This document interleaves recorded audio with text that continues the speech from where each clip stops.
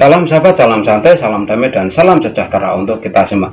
Kembali pada video tag ini, Om Bro akan menjawab request dari sobat-sobat Jamtrok Mania ya, tentang pantangan mengkondisikan cucak hijau. Artinya seperti ini, pantangan-pantangan apa saja yang tidak boleh kita lakukan saat mengkondisikan cucak hijau di lokasi lomba. Nah, seperti ini untuk sobat-sobat semua. Apabila di video kemarin itu sudah ada ya video tentang tayangan atau pantangan rawatan harian cucak hijau, tetapi untuk video ini yang ditanyakan berbeda ya, sangat menarik untuk kita bahas karena pantangan-pantangan saat di lokasi lomba atau set pengkondisian, dan ini yang menentukan 60 atau 70% suksesnya kita melombakan cucak hijau ya. Di sini Om Bro ucapkan selamat untuk sobat-sobat semua ya yang sudah pada juara ya. Untuk pisang bacemnya kalian sudah merasakan khasiatnya, dan pisang bacem itu memang mantap ya, bisa keluar dari zona kondangan menjadi menangan mania. Nah, yang kita tanyakan yaitu tentang pantangan apa saja yang tidak boleh kita lakukan saat mengkondisikan cucak hijau di lokasi lomba supaya saat lomba itu bisa juara. Nah, seperti ini untuk sobat-sobat semua. Langsung kita mulai topik pembahasan ya. Untuk pantangan pertama yang harus kita hindari saat mengkondisikan di lokasi lomba yaitu menjemur cucak hijau. Artinya seperti ini, saat kita baru saja datang ke lokasi lomba, kita kan otomatis mencari lokasi untuk mengkondisikan cucak hijau ya. Artinya mengkondisikan supaya burung itu beradaptasi dengan suhu atau lokasi di mana burung akan dilombakan. Nah, kesalahan yang sering terjadi pada sobat-sobat mania yaitu mengkondisikan di lokasi yang panas. Artinya cucak hijau itu kita taruh di lokasi yang panas yang terkena langsung sinar matahari. Itu secara tidak langsung saat lomba nanti cucak hijau itu akan didis. Kenapa kok bisa didis ya? Karena cucak hijau itu setelah dijemur ya, atau dijemur biasanya dia akan didis. Nah, saat Anda menjemur waktu mau lomba, otomatis saat lomba dia akan didis. Meskipun kerja, dia tetap akan didis. Jadi mulai sekarang, mulai Anda melihat video ini saat mengkondisikan, hindari lokasi panas atau jangan menaruh cucak hijau langsung terkena sinar matahari agar tidak didis saat dilombakan. Itu ya, itu wajib untuk sobat-sobat semua. Kalau selama ini kok Anda sering didis dan ternyata Anda melakukan kesalahan saat pengkondisian, mungkin dengan video ini problem yang Anda alami itu akan terselesaikan dan Anda akan terbebas lagi dari didis saat lomba. Itu ya, itu yang pertama. Terus yang kedua, mencegah cucak hijau bersuara gelondongan saat lomba. Artinya seperti ini, saat mengkondisikan upayakan kita menjauhkan cucak hijau itu dari murid batu atau kacer, yang utama dari murid batu. Karena apa?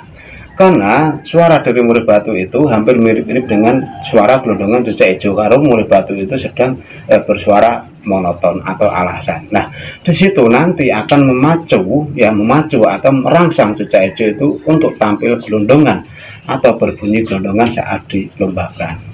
Jadi saat Anda mengkondisikan cucak hijau, lebih baik menjauh dari murid batu yang gacor ya. Jadi misalkan murid batu itu ada di sana ya, Anda harus di sini, minimal ada jarak 10 meter antara murid batu dengan cucak hijau.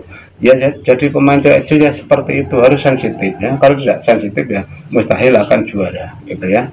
Karena memang kita harus menghindari hal-hal yang dimana memang efeknya nanti akan membuat cucak hijau itu tidak tampil bagus atau tidak bisa maksimal saat lomba. Terus untuk selanjutnya yaitu kita juga menghindari kacer ya. Kacer yang terlalu gacor itu sebaiknya kita hindari. Caranya juga sama, kita menghindari murid batu, yaitu cukup dilihatkan 10 meter, jarak 10 meter itu sudah titik aman. Dan nantinya suara gelondongan dari burung-burung lain, burung petarung lain itu tidak akan terimbas pada murid, maksud Om Bro terimbas pada cucak hijau milik kita itu ya. Dan untuk selanjutnya, pantangan selanjutnya yaitu kita memang harus menjaga birahi atau menjaga supaya cucak hijau itu tidak muncul over birahi atau melentung saat di lokasi lomba. Caranya kita harus menghindari burung-burung kecil. Sangat sensitif sekali untuk bermain cucak hijau ya. Kita harus benar-benar menghindar. Misalkan di situ ada lomba sertu, terus di situ ada kenari ya, kita harus menjauhkan dari burung-burung itu. Karena burung-burung kecil itu secara tidak langsung akan membuat cucak hijau itu birahi, dan birahinya nanti akan dibawa saat cucak hijau itu nanti di atas, atau memang dijauhkan dari lobot ya, karena lobot itu sangat sangat sakral sekali apabila dipertemukan dengan cucak hijau, khususnya di lokasi lomba itu akan membuat birahinya naik, dan nantinya tingginya birahi itu akan menjadikan cucak hijau itu kelebihan birahi yang berujung pada over birahi saat dilombakan. Jadi untuk menjaga kestabilan birahi agar tidak over birahi saat lomba ya, saat dikondisikan di lokasi lomba, cobalah dijauhkan dari burung sertu, kenari atau lovebird. Minimal jarak 10 meter itu titik aman. Kenapa kok kita harus menjauh dari burung-burung yang Om Bro sebut? Karena untuk bermain cucak hijau itu sangat-sangat sensitif ya, sensitif sekali.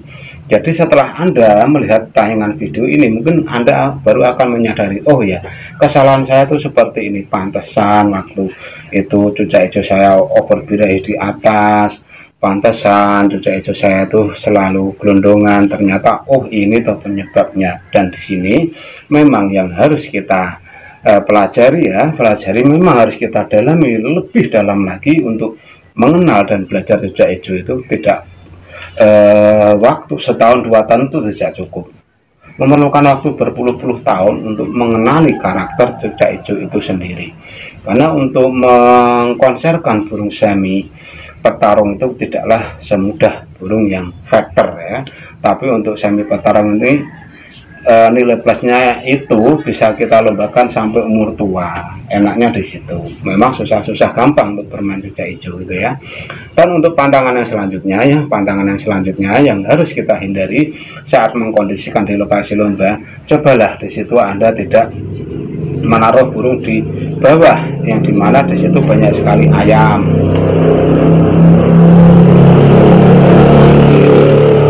Ya, di situ banyak sekali ayam. Terus banyak sekali kucing, liwar itu mundar mandir di area situ. Itu jangan sekali-sekali cucak hijau kita taruh dekat-dekat kayak gitu. Karena apa? Cucak hijau itu kan sekali lagi sensitif. Kadang dia melihat ayam, dia merasa moodnya hilang. Apalagi melihat kucing yang serem ya, kucingnya hitam serem, itu akan membuat ketakutan, dan nantinya saat di atas dia akan drop mental. Itu untuk yang keempat. Dan untuk yang terakhir, yang kelima ya, untuk pantangan apa saja yang tidak boleh kita lakukan, yaitu ngetrek cucak hijau jauh-jauh hari. Artinya seperti ini, misalkan lomba itu masih kurang 2 jam, lomba kelas cucak hijau masih kurang 2 jam, Anda jangan ngetrek saat itu. Tapi kalau mau ngetrek, kalau lomba itu kurang 15 menit atau 10 menit, ditrek sebentar itu tidak apa-apa, karena fungsinya untuk menaikkan emosi dan birahi. Terkadang ada sekali yang mengkondisikan cucak hijau dengan cara diablak, dan disitu dikerumunkan banyak sekali, padahal durasi untuk main masih 2 jam lagi, dan disitulah nanti akan membuat cucak hijau itu bukannya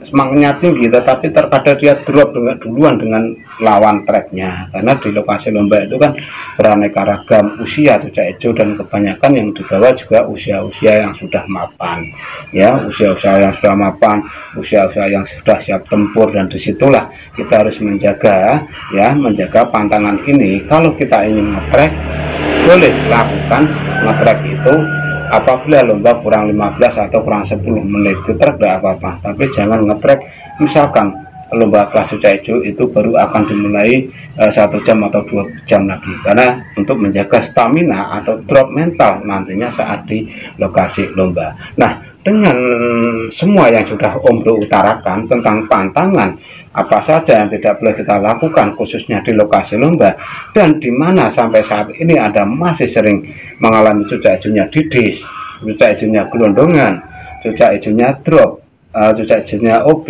Dengan video tip ini semua akan terselesaikan ya, akan terselesaikan, dan Anda akan kembali menuju ke jalur juara.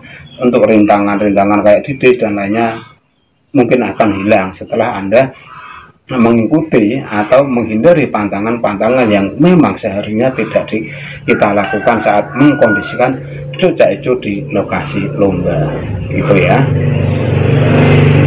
Nah, sekiranya hanya itu ya yang bisa Om Bro sampaikan pada video singkat ini. Semoga apa yang sudah Om Bro sampaikan ini bermanfaat. Salam.